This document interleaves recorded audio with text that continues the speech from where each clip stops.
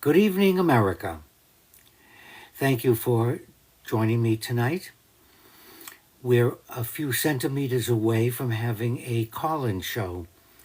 The rabbi and the I is Joe Sutliff, and we did a couple of beta tests last Sunday. So I'm hoping next week or the week after, you'll actually be able to call in. And so you won't have to write in the notes that you want to co-host or you want to join. You'll actually be able to call. And I'll get that information out once we're up and running. Still have some technical, not glitches, but this is all new to both Joe and myself.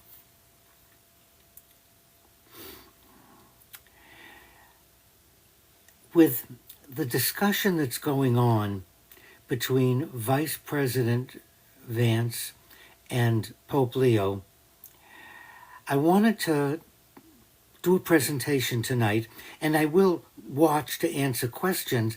However, I've put together a presentation on Jesus's teachings on war and violence with Jewish parallels. A rabbi. Jesus was a rabbi. If you take the word rabbi to mean teacher, I was ordained, and the system of ordination has been around for thousands of years. Jesus never underwent formal ordination, but he was a teacher. He was a first century Jew. He lived under the Roman occupation.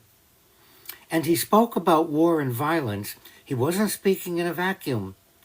His conversation has deep roots in the Jewish tradition because that's where he learned with Rabbi Gamliel, and he preached in the synagogue in Copernicus.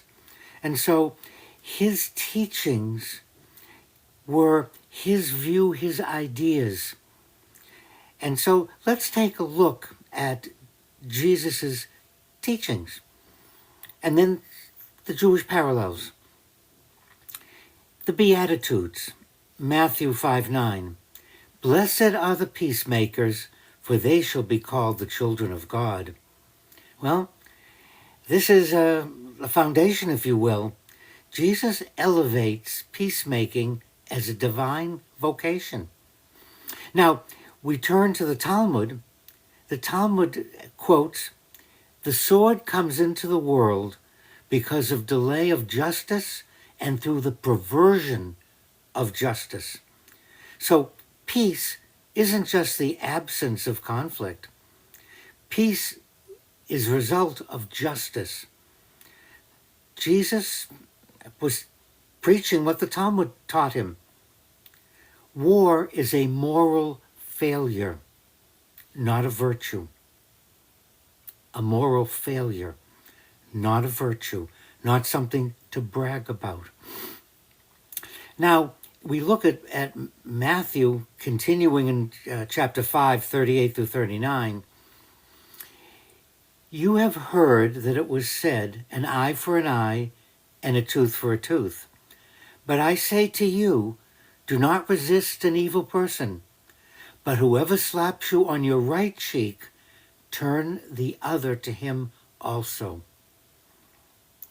Now, it's neat that Jesus is not abolishing the Torah. He's actually deepening the lesson in the Torah itself. Lex talionis, an eye for an eye, is about limiting rage, limiting retribution. It's not really about if someone pokes out your eye, you poke out their eye. This is a paradigm, if you will. This is an example. If someone steals your cow, you don't burn his house down. If someone does something to you, you can only do a payback, the equivalent. It's not open season. But Jesus takes this and pushes it further by saying, if someone hurts you, you don't take any action. None whatsoever. Moses Maimonides, in his Mishnah Torah, whoever strikes a person transgresses a negative commandment. And the Talmud also points this out to us. Even if a court justly issued a death penalty, that court carries the stigma of being a killer court. So taking a life, even justly, carries moral weight. And it should not be done frivolously. It should not be done in anger. It should not be done to prove a point. It should not be done to get votes. Taking a life has very serious consequences and should be treated that way. Okay? Continuing with Matthew chapter 5, verse 44, love your enemies and pray for those who persecute you. Wow, what a radical teaching. Revenge is best served cold. I'm going to get even. None of this. But the Talmud, which is where Jesus pulled this from, remember, he's a preacher, he's a teacher. The Talmud permits deviation from truth in order to establish peace. Not for political gain, not to get friends, not to make money, not to scam someone. Shalom, peace, takes precedence even over strict honesty. There's even a concept of the interest of peace, the tradition of prioritizing peace. Not condemning war, but condemning war as the first choice. It should always be the last. Someone just said, I have a question. I'm looking down. Before I continue, what is your question?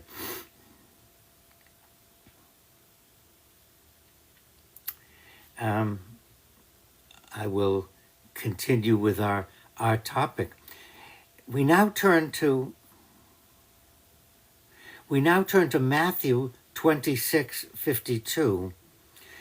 When Peter draws a sword to defend Jesus, Jesus replied, put your sword back in its place, for all who draw the sword will die by the sword. Live by the sword, die by the sword. Now, remember, Jesus was living during the Roman occupation, a very scary time. So he's not talking abstract theology. He's not running for office. He's not looking to get votes for everything. The Torah itself requires that peace be offered before any military attack begins. In Deuteronomy, when you come near a city to fight against it, proclaim peace. Sit down with the elders. Sit down with the directors. Someone asked about my Facebook. Remember, it's Rabbi Block, Kenneth B. Block. I'm on Facebook. And it's really easy if you Google Rabbi Kenneth, put my middle initial in, Rabbi Kenneth B. Block. I have the website, rabbyonthego.com, if you want to go there. And I believe at that website there's a link to Facebook. Easy to find. Okay? A violent solution is only permissible when nonviolence has been exhausted, not superficially, not a setup so that you know that no one's going to accept the terms. No. And we do have killing and murder in the Bible. We do have wars in the Bible. So we're not talking about being a pacifist. And neither Jesus and his teachings nor Judaism talks about not having war or not needing war. The question is when. Is it justified? Is it the last resort? Is it necessary? And we don't want to fall into that trap of pointing out, oh, look at World War II. That was justified. Therefore, Vietnam must be justified. No. Each and every war stands on its own basis. And so we have in the book of Judges, in the book of Joshua, wars, so we want to read the historic context. That doesn't give you license to say, oh, because there's killing, I can. No, that's not the teaching. That's not the teaching. Nope.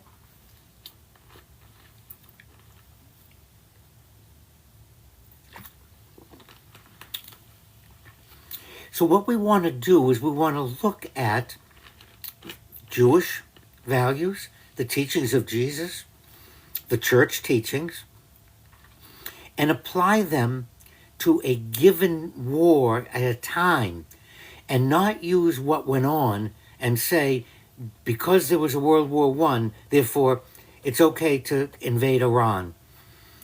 The war with Iran stands on its own and needs to be examined in terms of the teachings.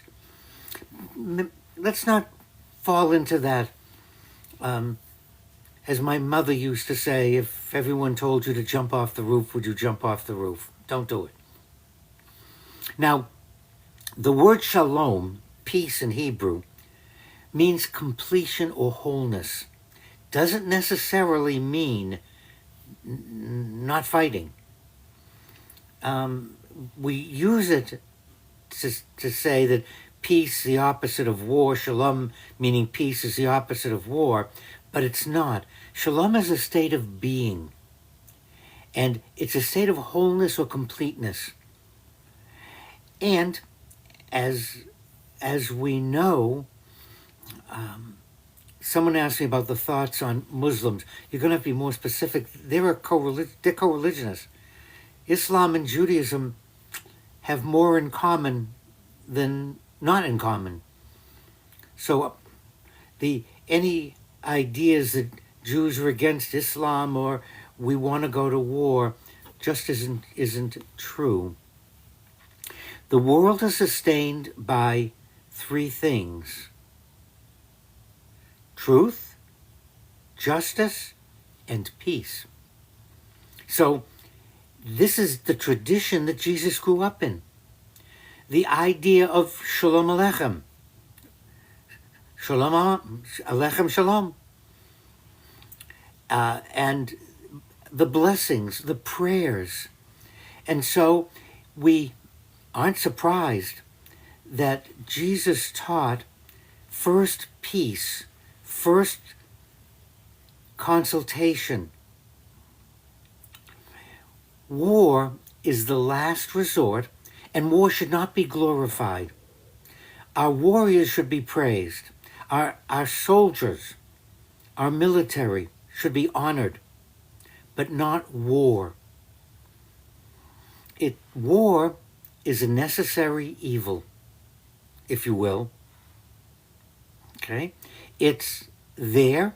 It's going to be there.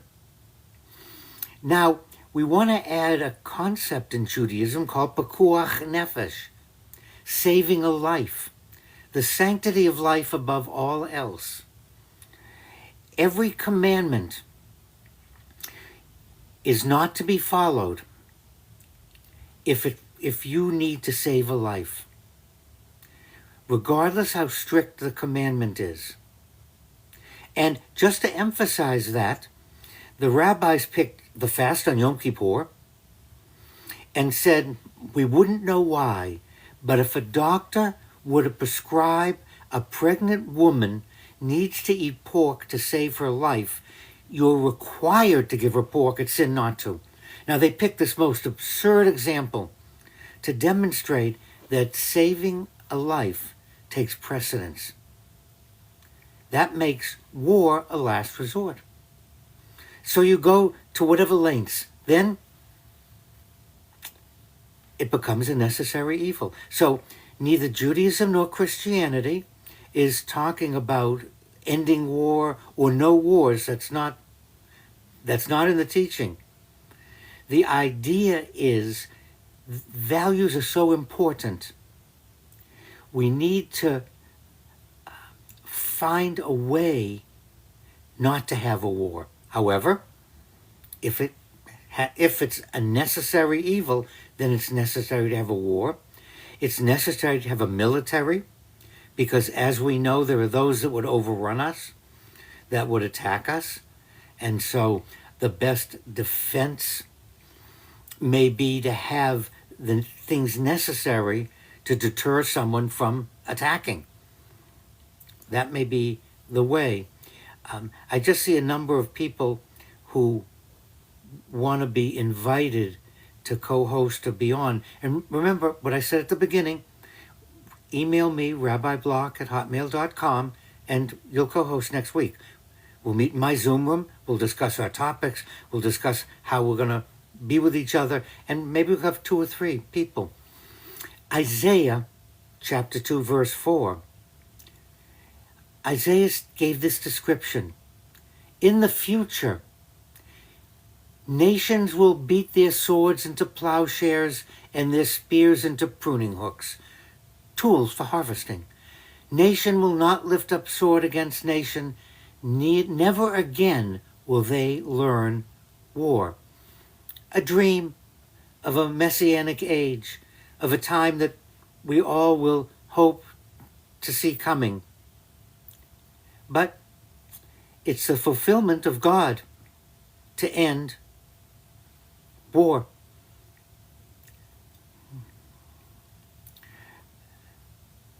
Now there are those that want to point out in Matthew 10:34, where Jesus says, I did not come to bring peace, but a sword. And one of the things we have to be careful of is something called cherry picking.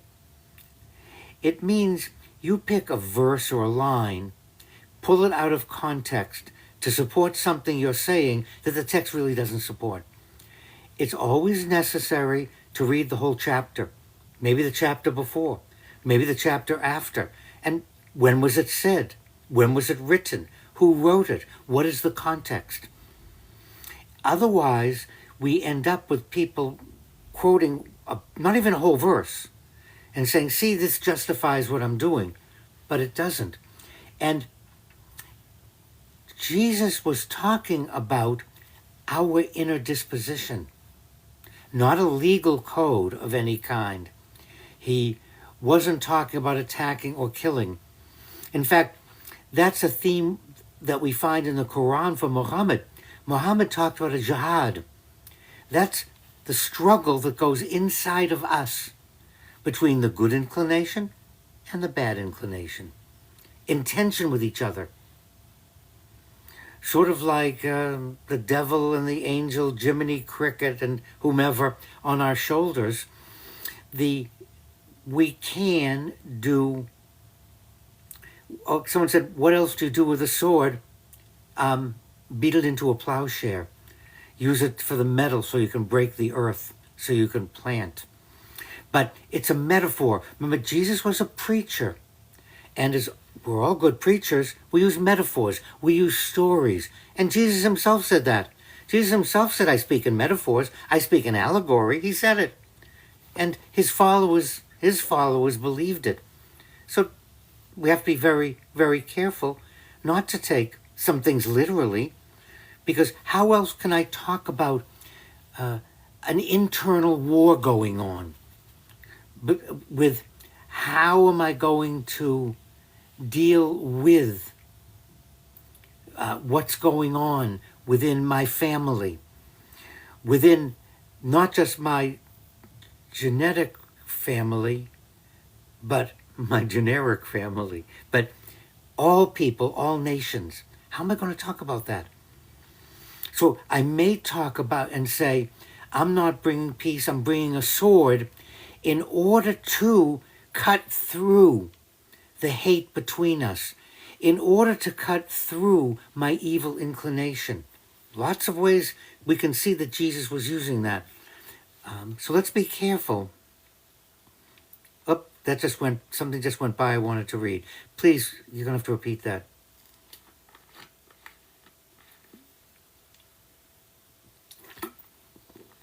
And there's no reason for any of us to want to convert each other, to point out that my religion's better than yours. I've seen all good religions.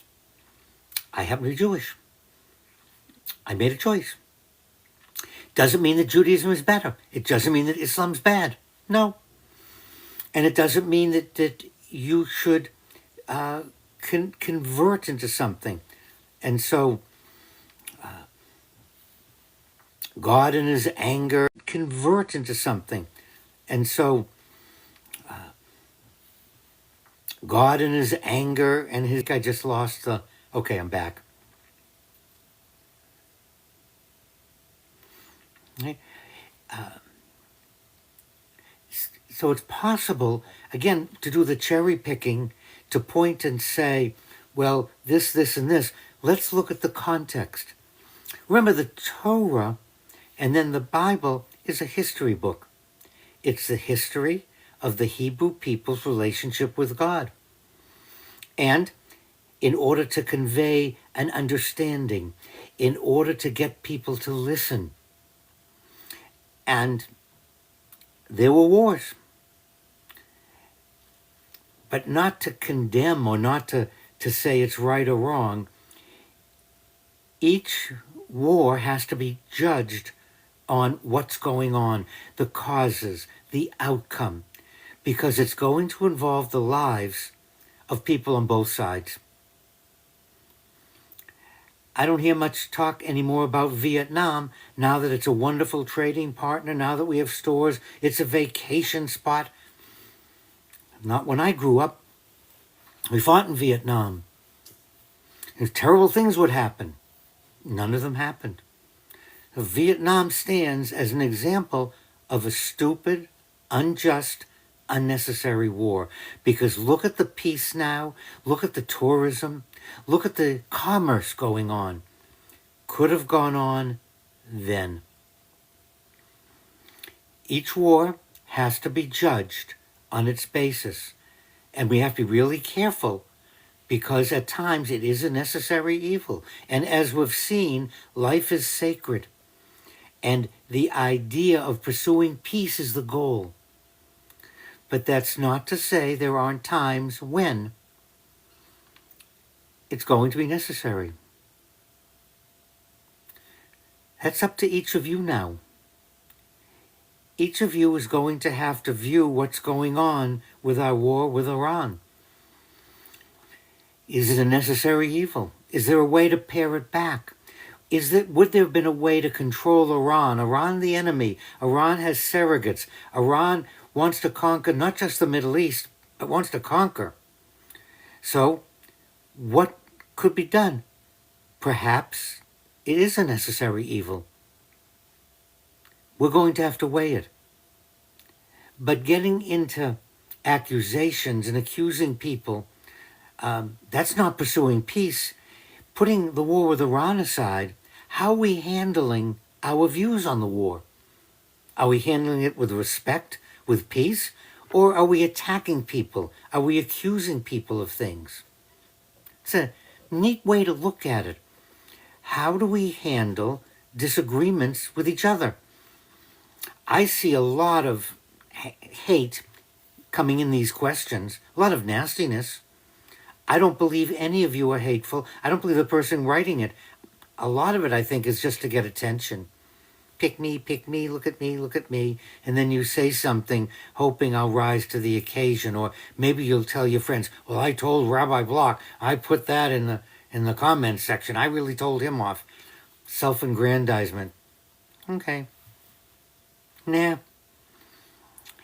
Oh, let's shift gears right now at the end slightly and look at how we create peace with each other. How do we respect disagreeing with each other? Do we call names? Do we threaten annihilation? Do we plant bombs?